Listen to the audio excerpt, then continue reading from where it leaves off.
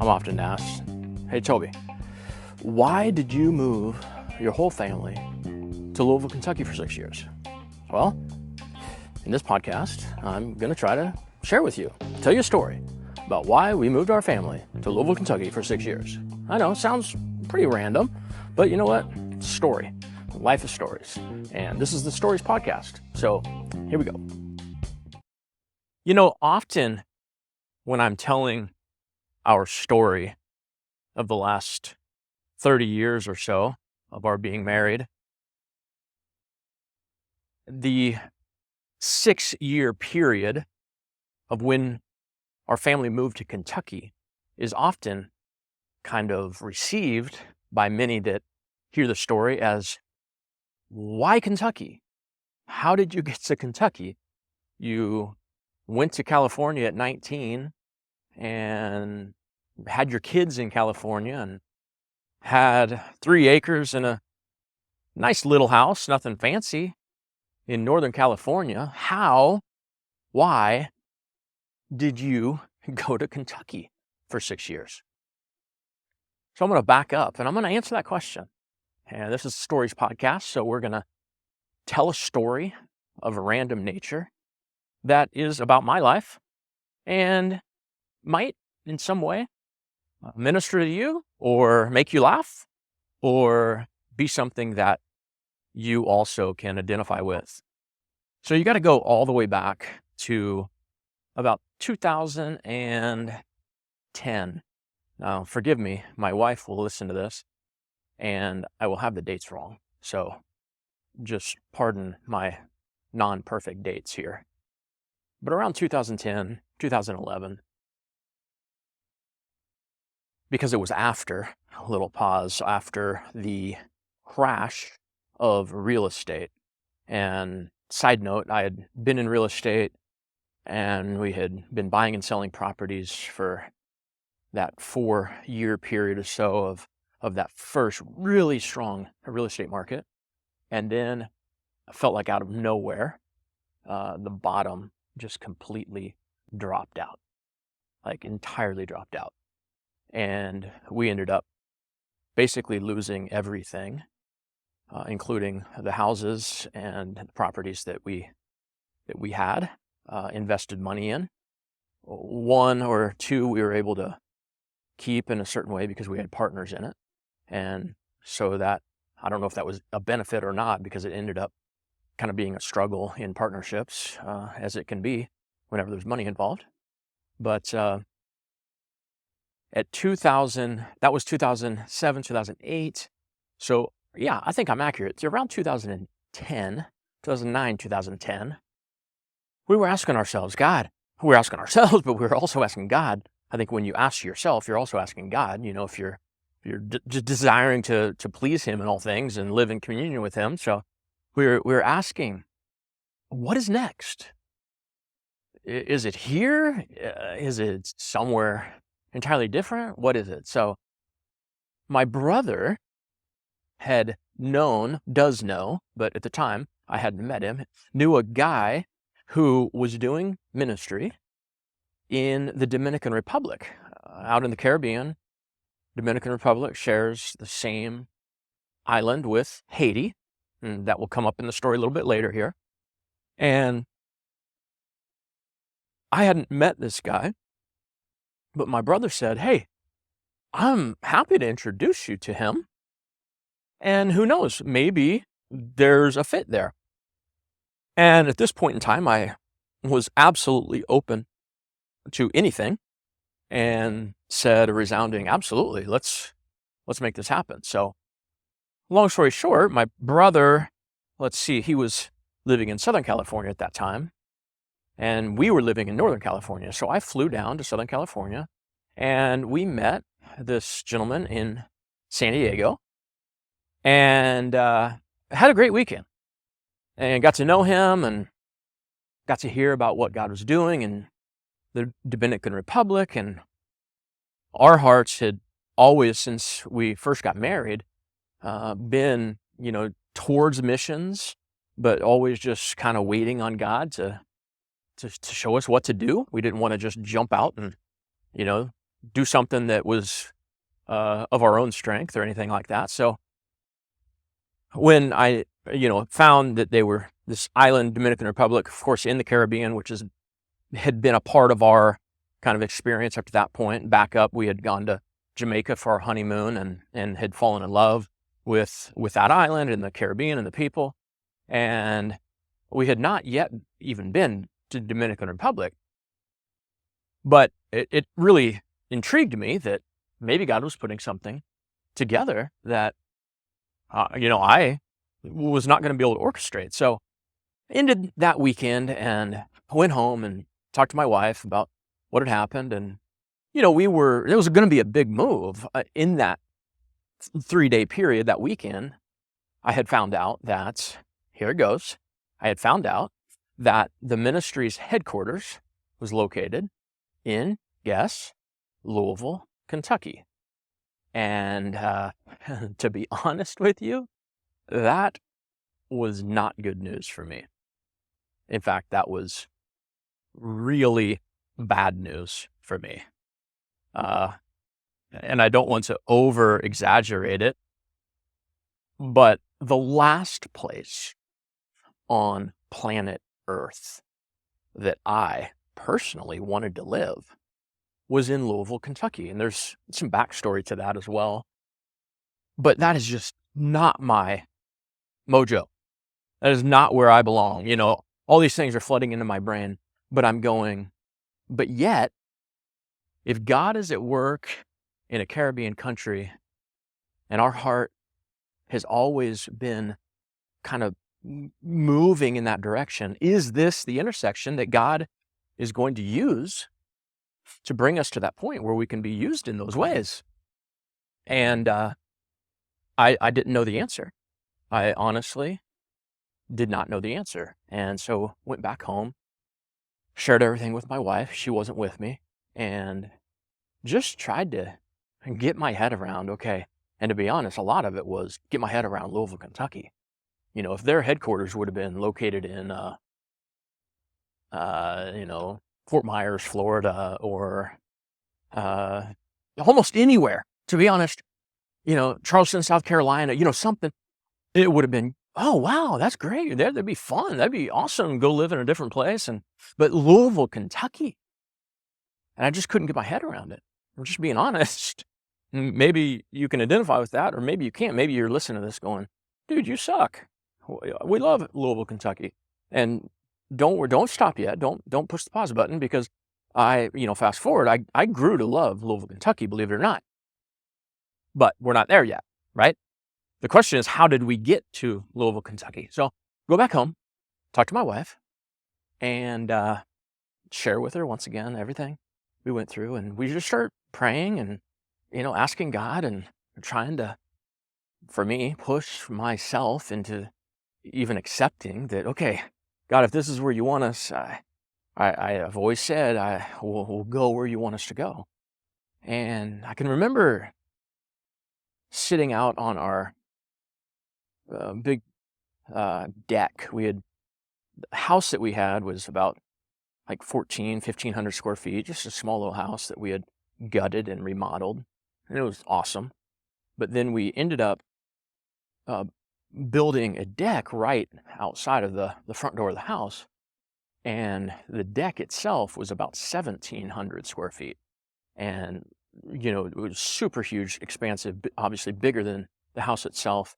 And it overlooked this beautiful canyon of green and trees and everything. And it was beautiful. And on that note, I remember up to, a year prior to all of this happening, we had thought we would, our grandkids would be coming to this house. And our son even, said he was going to push us out and raise his kids in that house when he was a little kid, that is. So this was a special house, right? And for a lot of reasons.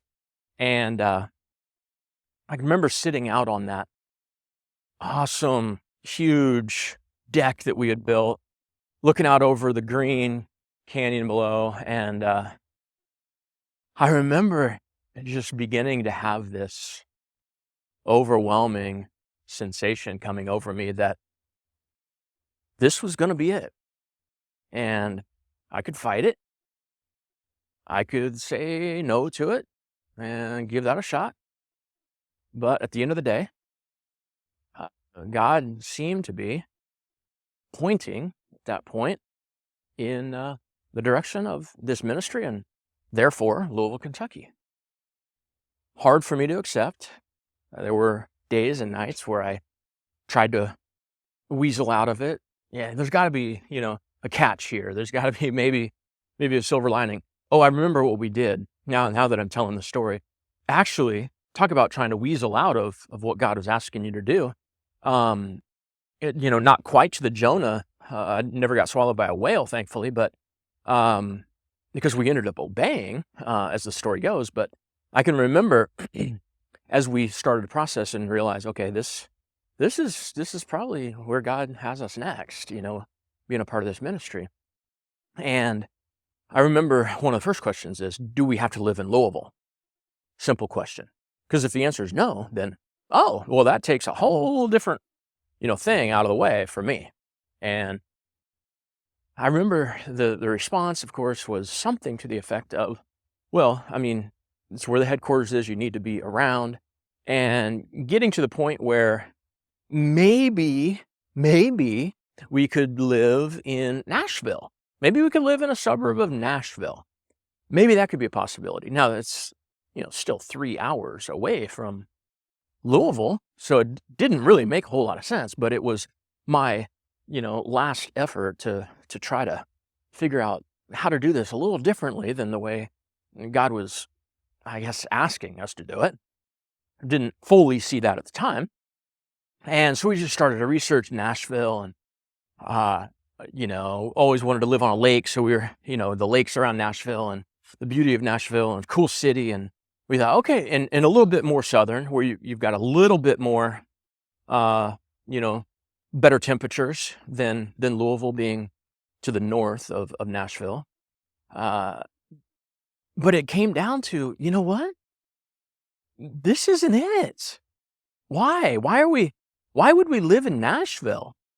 I mean, if we're going to be a part of this ministry, we need to be a part of this ministry. And the people that are, overseeing things are in Louisville, Kentucky.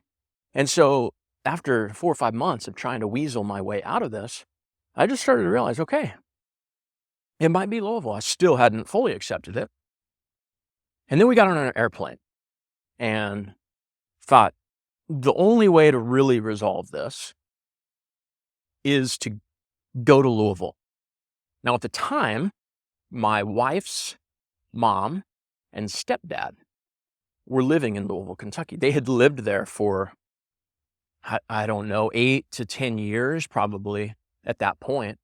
And so for my wife, it was a little different. It was, I wouldn't mind going to Louisville, even though she loved California. It was going to be a big move for her, but not like me, where I was just resistant. I did not want to budge. For her, it was, well, my mom's there, my stepdad's there. We've never been able to live close to them. Our kids have never been able to live close to them.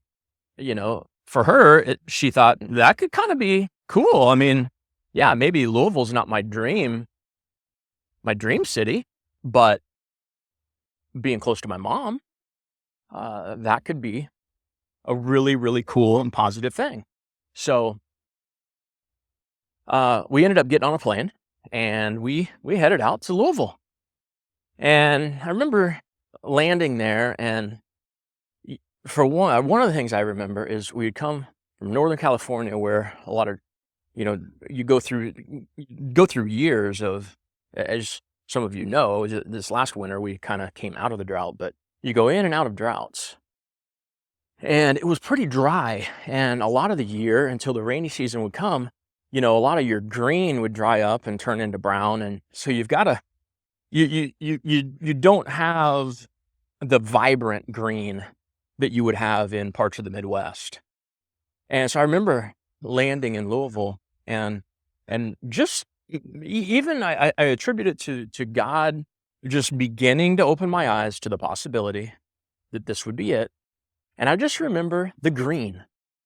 I remember the green. I remember the green grass. I remember the green trees. I just remember green everywhere. And we went at the right time of year. It was nice outside. It was green. Everything was fresh cut. And it was beautiful. And I remember going, okay, it's beautiful. Yeah, but it's Louisville. And for one, this beauty won't last. Winter's coming. And, blah, blah, blah. And then we got to grandma's house. Our kids were, again, I won't have their ages correct, but in my mind, they were about 8 and 6, something like that. 9 and 7, about 2.5 years apart.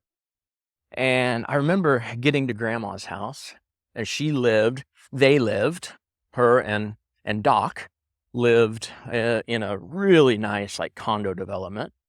And when I say condo development, not like you would necessarily even think like in California, although there are a lot of nice condos in California, but it's like a low-rise condo development. And you've got 3 levels, to a lot of the houses, or to a lot of the condos. Theirs was, 2 levels. So, a lot of basements back in the Midwest. And so the main level had a deck overlooking this, again, green, beautiful green, bright green golf course with beautiful little lakes, going through it, and birds, flying in, ducks flying in. And then you go downstairs, and then downstairs would walk out to the, to basically the green grass right before you would hit the golf course grass. And the kids were just like, what in the world, I mean, they had been used to living on acreage at that point. We had like 3 acres, but a lot of that was hilly. And again, a lot of it was brown a lot of the year. We'd try to run the sprinklers and keep things green, and you get a ton of weeds and, everything you're just fighting. And here it's just green. And I remember, again, God using that. I look at it now especially, and it's clear that God just used even that one little element to just slow me down and to realize maybe, just maybe, you can handle Louisville, Toby. And I think the next day or soon after we got to grandma's house, we were there for like 5 days, visiting the ministry and, going to their offices and having more conversations and things that we needed to do, through due diligence and all that. And I remember maybe the next day, whenever it was, the kids and I, Caleb and Lauren and myself, we went out to this, just off the golf course. Like, imagine if you're looking outside of their house, the back side of their house, the golf course was immediately right there with a big, long, wide green. And then from the golf course, there were these little lakes that I talked about with fountains in them. So you've got water mixed with this green. And I remember going out there. And again, pause for a second. This is how my wife and I grew up. We grew up in Kansas City. Didn't tell you that part. That'll be another story. Outside of Kansas City, in the suburbs of Kansas City, we grew up playing in, catching fireflies in the summer. We grew up, hearing the sounds of summer that you don't hear in most of California. We grew up playing in the creeks, catching crawdads, trying to find turtles and bring them back home, and catch snakes, bring them back home, all that kind of stuff. And so it immediately, that had been years prior, but it immediately took me to that place as a little kid where, I remembered what that felt like. And we had always talked, here and there about, man, wouldn't it be great if our kids could have some similar experience to not necessarily 2 hours, because we loved California, but there were some aspects definitely that were like, man, but remember catching crawdads in the creek and staying staying out late until after dark and playing kick the can and stuff with your neighborhood friends. And all those things that for me just like they mark childhood. And I remember talking like that would be cool. That would be cool. And it hit me in that moment as we're kind of starting to find our way out to the edge of one of these little, I call them lakes, like a little pond that's, kind of incorporated into this golf course, but pretty good size. And it hit me, man, this is like taking me back. I, I would love, I would love to have our kids be able to experience something like this. And it was kind of out of nowhere, like, wait, whoa, whoa, whoa, whoa, whoa. Toby, you're still in Louisville. Like, you got to remember, you're in Louisville, so slow it down. But it captured a part of me that was, I guess you could say that kid in me of what I remember as a kid.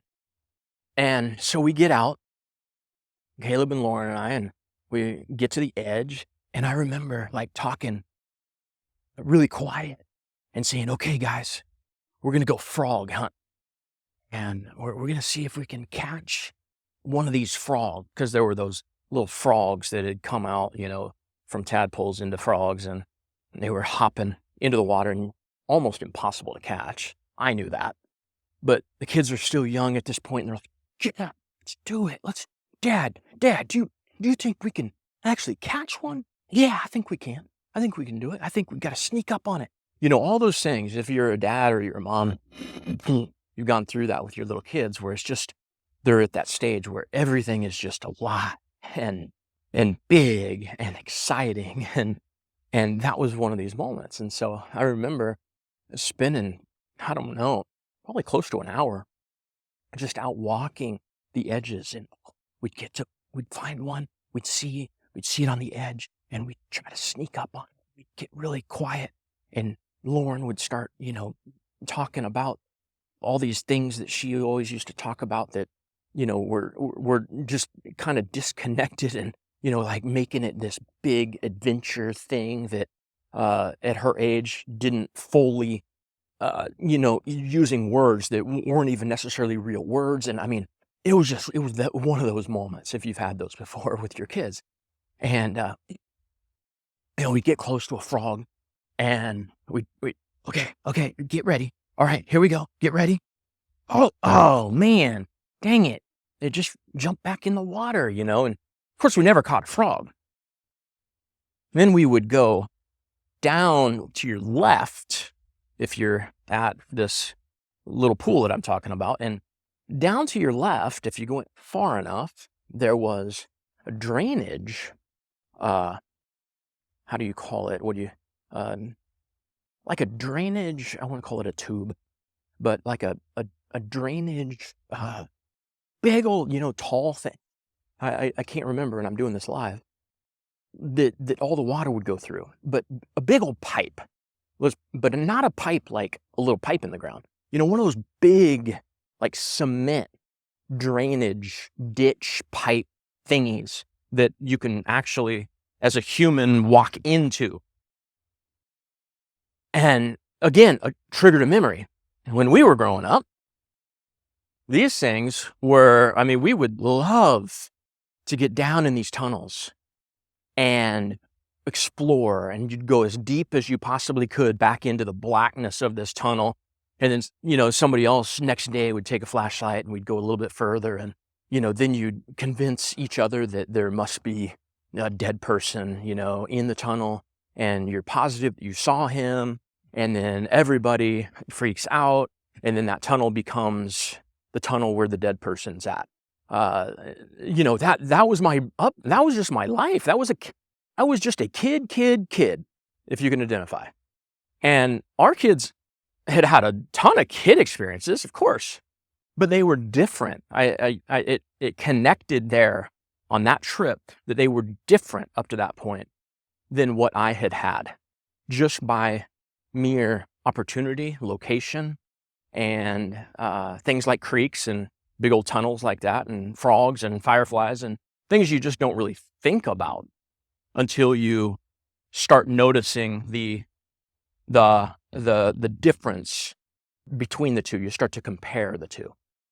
So we get down to this little tunnel, and again, I go into not only dad mode, but I go into kid mode. Like, hey guys, back when I was growing up, we used to like go way back in these tunnels, and one tunnel would go to another tunnel, and then you'd end up in another tunnel, and it was wet and it was dark, and no way, Dad, what?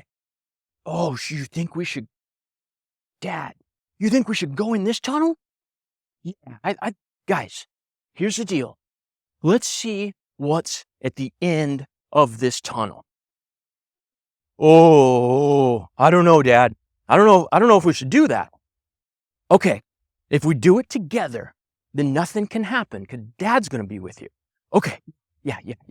So, Lauren or Caleb starts to lead it out, and we'd make it 5 feet back into the tunnel, fully light outside. Okay, no, turn around. And you go back. Get back and forth, if you can imagine this scenario. And got to the point where we, went 15 feet or whatever, where it started to get dark and we didn't have a flashlight with us. So, it was pretty dark, and they were, scary, and but it was fun and exciting and all of those things, especially as a little kid. But it's like I had regressed back into that little kid part of me. And I feel like I was probably having as much fun as they were having. And we kind of decided that we had spent enough time, kids were getting tired, and a lot of these connections had already started to happen. And it was like this breakthrough in that 1 hour or 2 hours, whatever it was, for me, that God was saying, see what I want for your kids and what I can give to your kids if you're just willing to obey me. And then that turned into a little bit stronger pull, to where I feel like God began to say, Toby, and this is important, this is the climax of the story right here.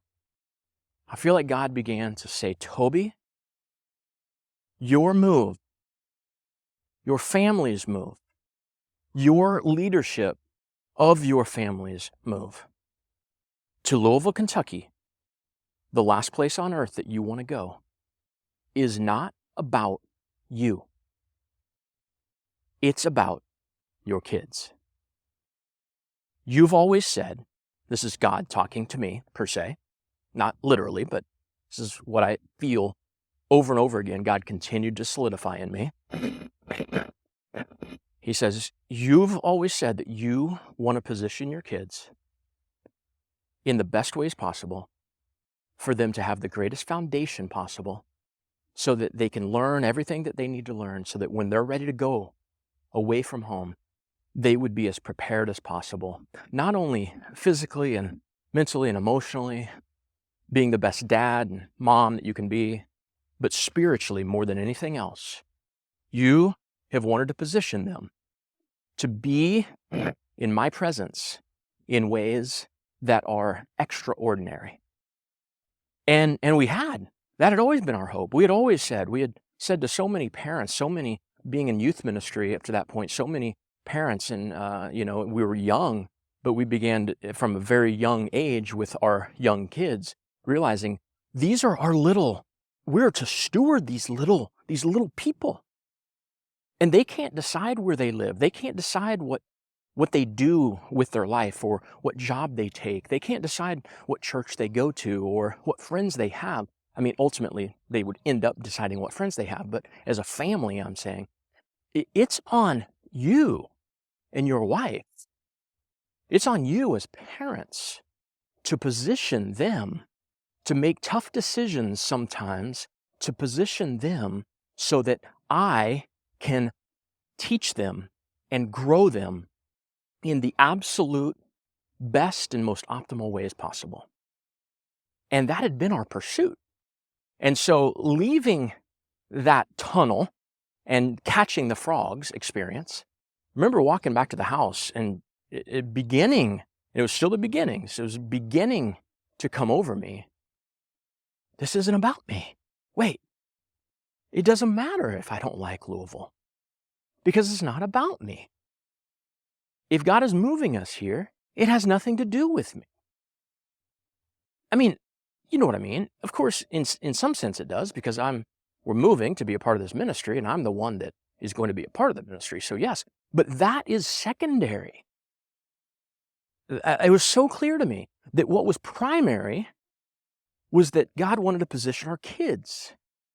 And then as parents, it was our responsibility to be obedient so that He could position our kids in the best ways possible. And so I remember ending those 5 days in Louisville, Kentucky. By the fifth day, a lot of what I've just shared was starting to become quite clear. Let's just put it that way. It wasn't as clear as it became even 6 months down the road, but that's life. It was clear enough.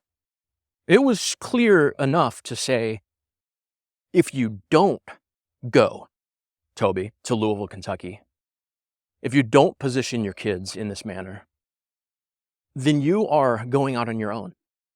You are living, in this case, in disobedience to what I am asking you to do. I am calling you out to do. Now, again, let me pause for a second when I say that, because a lot of people come to me and say, how do I know? How do I know God's will for my life? A lot of different, ways of saying, how do I know what God wants me to do? How do I know what job, God wants me to take? And those are great questions to ask. But I want to make sure that I am crystal clear here as well. I believe there's two things that happen in our life when we're talking about how God chooses to position us. One I call Jonah moments. And this would have been a Jonah moment for us. And a Jonah moment for me would be when God gives you a very specific task, a very specific location, a very specific person, a very specific ask of you. And in those moments, if you choose, just as Jonah had a very specific mission to go to Nineveh, if you choose in those moments to not do what that specific task is, then I believe that becomes an issue of disobedience. And we see that in Jonah. You don't want to get eaten by a whale, right? You don't get swallowed and then at least he was coughed up 3 days later, but you don't need to go through that experience to bring about obedience. And I call that a Jonah moment. But here's what I would say. Those moments, I believe, you can disagree with me, but in my own life, I've seen this, and in countless other lives, I've marked this to be true. Might not be fully true for you, and that's okay? But I believe that those Jonah moments are few and far between.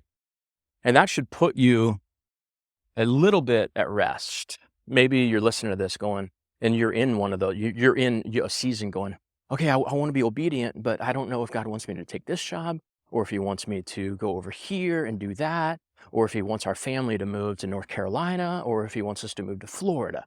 And there are times when God might say, I want you to move to North Carolina for this very specific season, very specific purpose.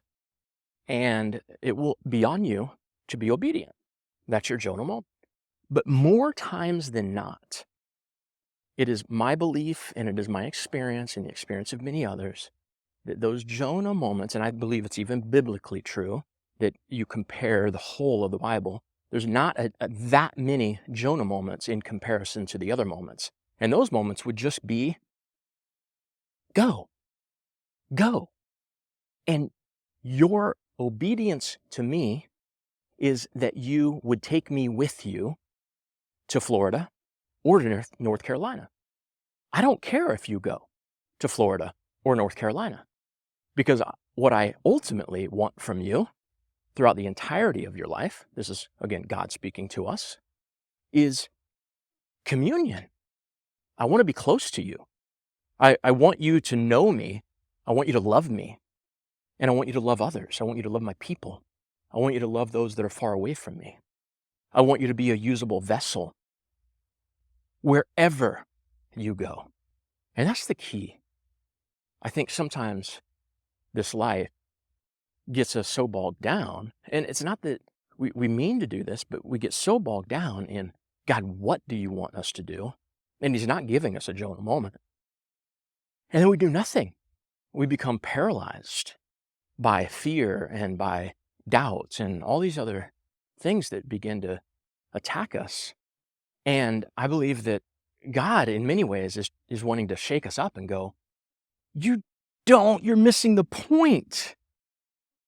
You're not Jonah right now. I'm not asking you to do a very specific thing. I'm just asking you to be my disciple. And I don't care if you take that job or that job or that job or that job. I don't care if you're in Florida or North Carolina or Southern California or Washington or Wyoming or Montana or Louisville, Kentucky. That's not my concern. My concern is that where you do go, that you would let me use you, that you would be mine, that you would be my vessel. And that is ultimately God's will for you and for me.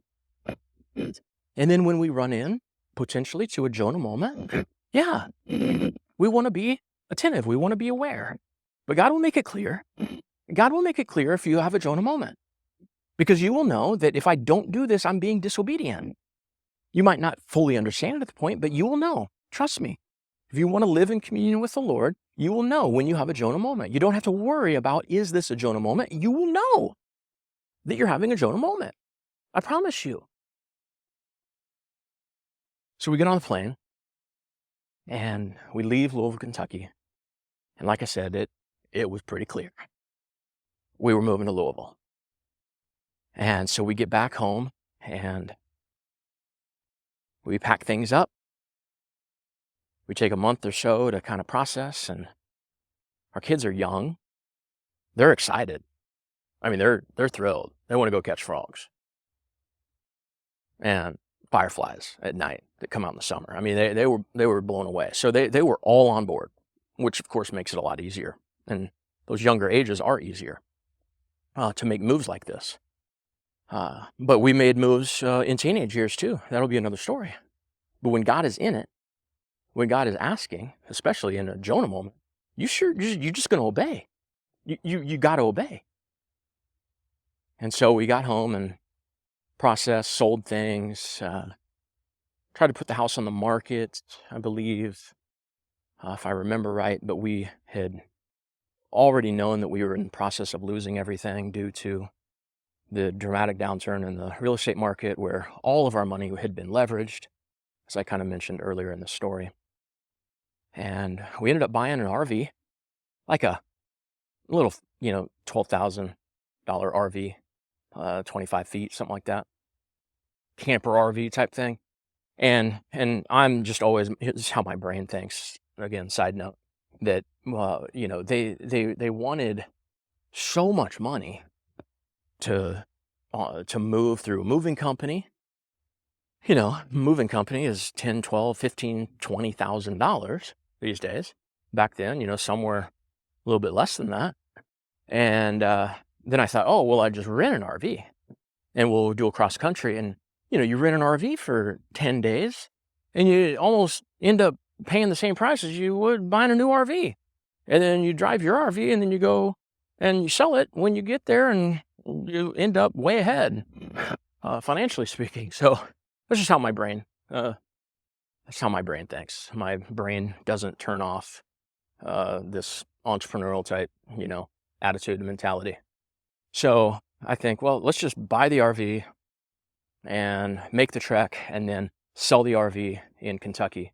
And especially if we buy it at the right price, then we'll be able to maybe even make a little money on it. So we get this RV, we sell what we can sell, we say our goodbyes, we get in the RV, and kind of the end of this particular story, we end up on the road for 10 days or so. We map out, we're taking it nice and slow.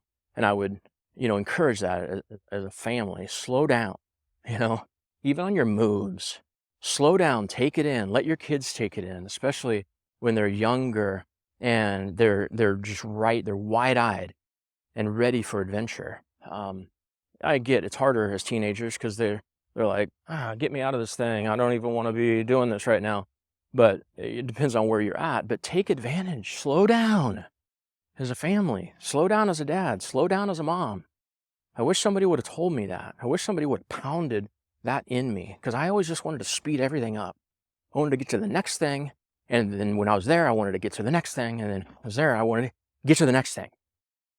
And I'm still a lot that way, but at 49, I've just seen God work in my heart in a lot of significant ways to slow me down, to live in the moment, to take advantage of what is right before me right now. So somehow I tried to take God's advice on that, and we decided, rather than just like pounding it on the road going to Louisville, let's just make this an adventure of a lifetime. And it was the early days of the internet, just now remembering this, and a lot of these videos are still on YouTube. If you're listening to this, look up D-A-C fam. D-A, the letter C, fam, F-A-M, C fam. And we would put videos, and it's hilarious because if you look at them, they're choppy and, super low resolution. Trying to remember, it might have been, I guess it was the first iPhone, is that right? iPhone 3G. No, iPhone wasn't even out yet. I don't believe, it wasn't iPhone. It was all these other contraptions. I've always been into technology, so I'd try to, even at that time, trying to stay on the cutting edge. And then the iPhone came out and just blew everything away. But we were uploading videos to the best of our ability on the road. And this was a long time ago. This was early days of YouTube. And trying to just not only take in the moments, but also record the moments. And I would also say that, take advantage of technology as parents. That's the first time in history that we as parents will be able to leave a digital legacy for our kids and for our grandkids that on the internet will never, theoretically, never go away until Jesus comes back. And our kids and grandkids and even great-grandkids and theoretically our, 5 times great-grandkids all the way down hundreds of years down the road would be able to look back at great-great-great-great-great-great-great-great-grandma and grandpa and see them in real time. If that doesn't freak you out in one way, but also like stoke you in the other way, I don't know what to say. So a lot of my podcasts these days and my videos, and the purpose of this podcast, as well as the Toby Clark Show, that kind of encompasses my whole life and our family life in a holistic view, is because of this very reality that came to me about a year ago. And I would encourage you, take advantage of the technology that's before you, and at least at minimum, I'm not saying go become an influencer. In fact, I'm saying the opposite. Don't become an influencer. That's stupid, in my opinion, to try to have that pursuit. But use that same technology to be able to record the essence of your family for future generations, and even messages from your heart to your family, to future generations, that might, like a book, might live on and touch somebody else years down the road. And, my prayer would be that even this very podcast that you're listening to right now, that somebody would be listening to this 100 years from now. So what would that be? 2,123. Dude, that would be epic and crazy. If you're listening to this, I wonder what your life is like. But this was my life. And you can get a taste of what my life was like in 2023 and all the way back to 1973 when I was born. So that's pretty radical. So again, slow down as a family and record the moments, not only in your head because you'll forget them, but in a digital form somehow.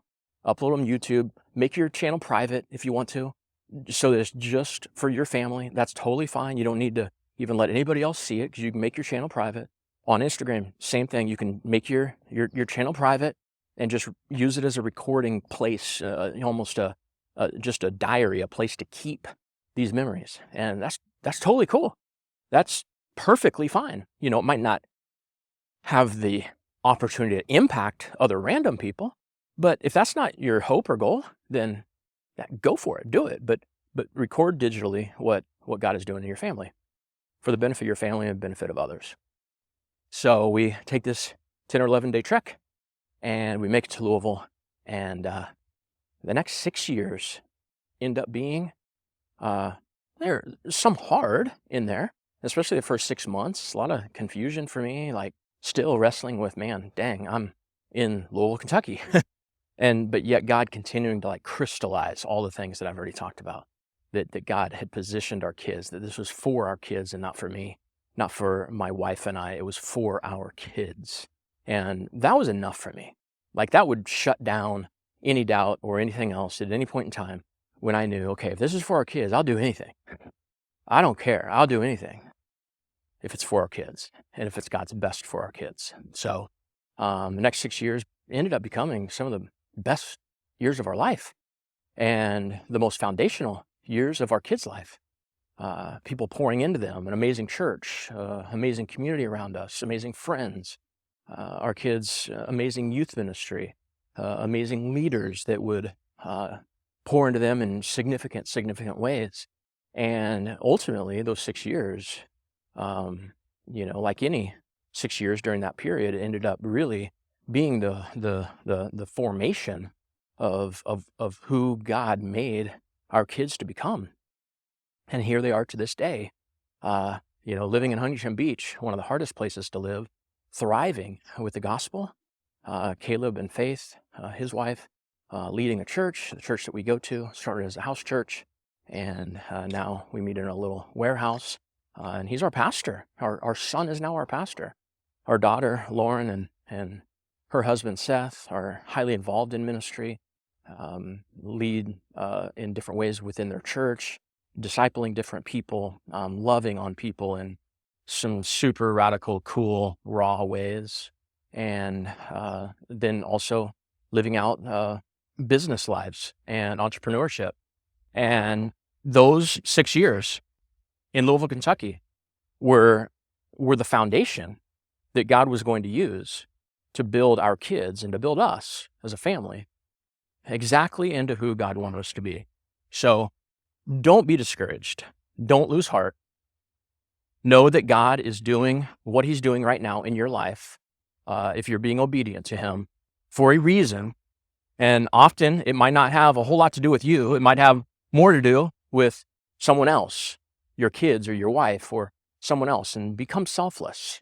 Let go of it always having to be about you. And I hope that in some way your future can become a story that is far beyond all that you have thought.